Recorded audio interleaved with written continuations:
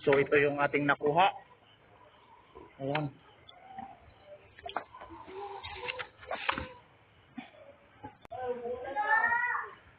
So hello po. At ako po'y magbabalik ulit. Itong dating kabrad, katarget, at pinalitan po natin ngayon ng Mars Channel. So ito na po. Pinalitan po natin ang pangalan natin ng Mars Channel kasi nung nakarang video ko po ay meron po akong na-experience na bash po sa aking previous na aking mga video. So ayan. Pasensya na po kayo at hindi ko po pinapangarap na ganun po yung mangyari. So ginawa ko po itong video ito upang magbabahagi na naman po ako ng isang experiment para din po sa mahilig gumamit po ng airgun. So itong airgun po itong gagamitin ko po ay itong aking airgun na homemade. So ayan, mag-experiment po tayo. So kaway-kaway po dyan sa mga mahilig pong maniksay at mamaril po ng isda. Ganun din po sa mga mahilig mag-hunting. So ayan. So magte-test po tayo. Ginawa ko po itong experiment ko na ito upang sa gayon ay malalaman natin kung gaano ba kalalim yung kaya niyang tamang isda sa tubig. Pa yung mag-hunting ay panoorin nyo muna itong video ito para malaman po ninyo kung hanggang saan po yung limitasyon ng ating airgun kung ang gamit po natin ay pellet. Itong video ito, ginawa ko lamang po ito kung sakaling wala po kayong gamit na paniksay upang huliin po yung mga isda o kaya barilin po yung isda sa tubig. So ayan, so gagamit po tayo ng balang Astro na naman. So ayan, ginawa ko po tong experiment na to para sa mga mahilig pong mamaril ng isda. So wala po tayong ibang object na ginamit kundi ito na lamang pong bao ng niyog. So kung makikita po ninyo, nakalubog po siya sa tubig. So kunyari itong babarilin po natin na ito, kunyari ito po, ganito po kalalim yung isda. So ayan, bago nating targetin, sukatin muna natin kung gaano kalalim. Ayan. So may lalim po siyang 3 inch. So ayan, i-test po natin kung matatamaan ba yung isda sa lalim na 3 inches. Okay, firing test po tayo.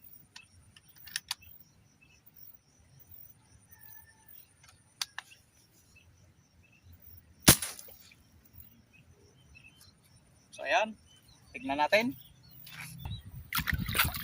Tignan natin kung natamaan.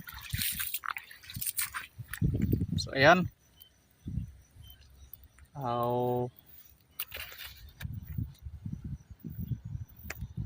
So natamaan siya. Ito siya.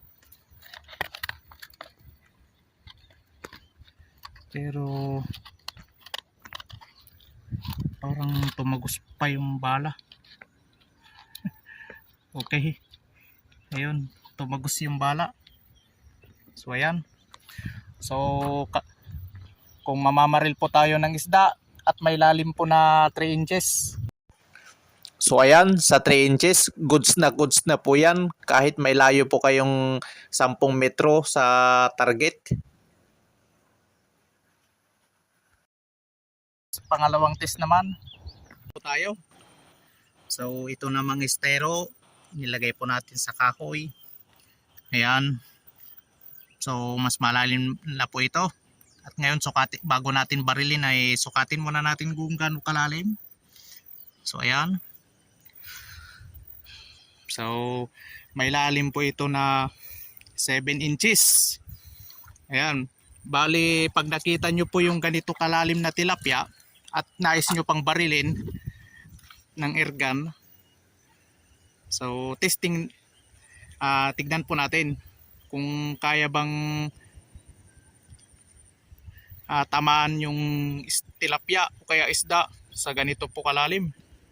So ayan, shooting test number 2. Shooting number 2 po tayo. So ayan.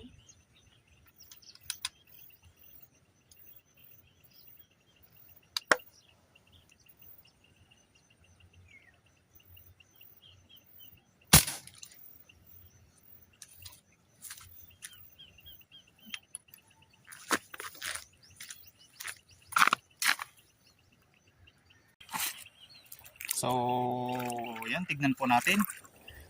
Parang natamaan yata yung isda. So ayan. So tignan nyo ng mabuti. Sa lalim na 7 inches, natamaan pa rin yung styrofoam. Pero hindi ko lang alam kung yung power po niya ay enough para mapatay niya yung ganun isda sa ganun kalalim. So ayan. Test number 3.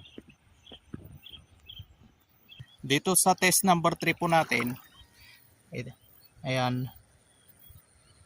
So mas malalim na po siya. Bali 9 inches na po yung lalim po ng target. So barilin natin ulit kung kaya ba niyang tamaan yung target sa may lalim na 9 inches. So ayan. Barilin natin, kunyari isda. So ayan. I-try natin barilin yung isda. Baso pala, sorry.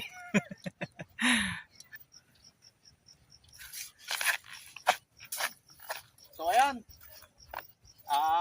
Shooting test number 3 po tayo. Subukan nating barilin ulit itong basong isda.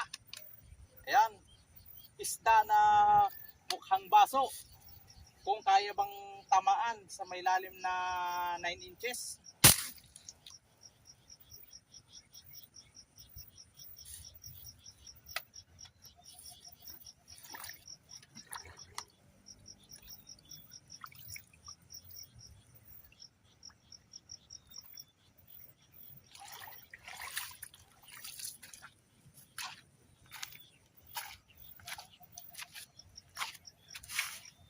So ito, ipapakita ko po sa inyo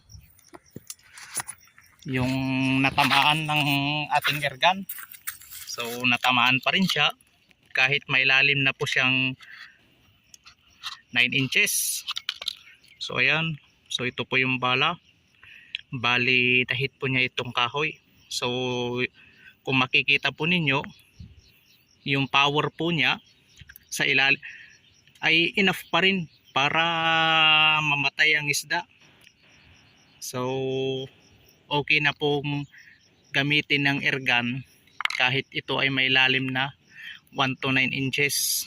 So ayan.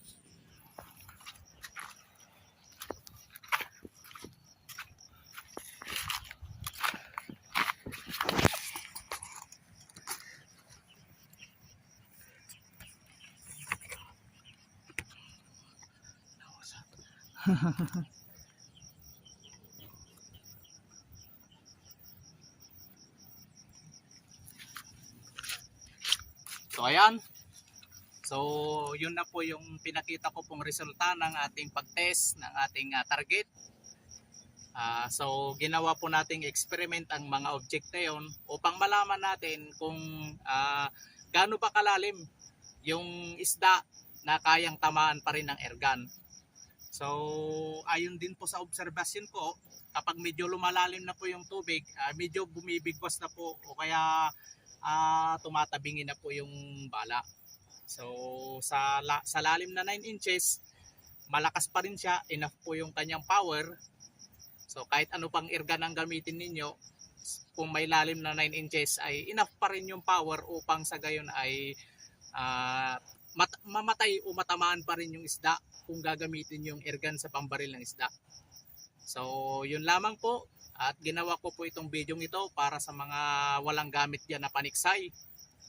So ayan, sana sa mga nakapanood ng video ito, dito nyo na malalaman kung gaano ba kalalim yung isda na kayang tamaan po ng airgun. Kahit anong airgun po yung gamitin ninyo, kahit PCP pa po, ay matatamaan nyo pa rin yung tilapia sa lalim na 9 inches. O kaya siguro higit pa siguro.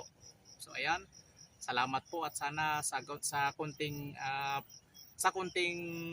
video na aking ginawa, experiment na aking ginawa, ay sana ay meron po kayong matutunan kahit kunti.